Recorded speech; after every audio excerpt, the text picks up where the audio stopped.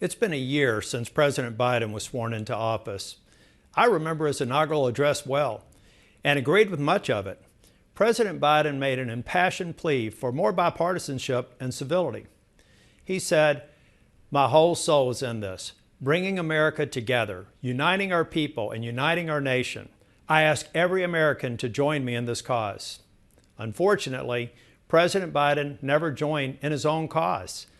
Instead of starting off by reaching out and seeking common ground, President Biden started his presidency by pushing a completely partisan $2 trillion spending package.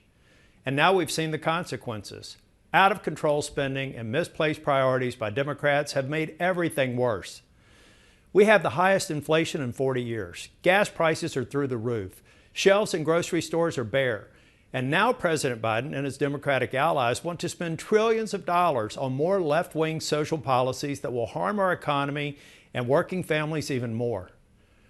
And as we take a look across the globe, we see our adversaries emboldened and our allies on alert.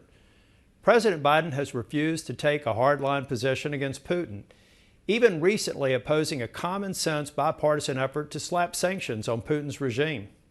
We now see more than 100,000 troops amassed on the border with Ukraine, with the Russian army prepared to invade our democratic partner. When we look across the Pacific, we see the Chinese Communist Party flexing its might.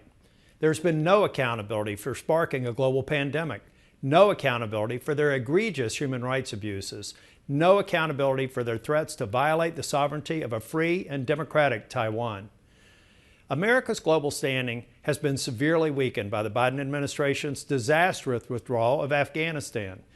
Biden claimed the pullout of troops wouldn't be a repeat of Saigon. He was right. It's far worse. Poor planning caused thousands of Americans and our Afghan allies to be left stranded. Many of our stranded Afghan allies have since been murdered by the Taliban. Whether at home or abroad, I do not believe America is better off than it was a year ago. But it doesn't need to be that way. My advice for President Biden is simple. Reread your inaugural address and start living up to the promises you made to the American people. Stop listening to the most fringe elements of your base and the most partisan voices in the West Wing.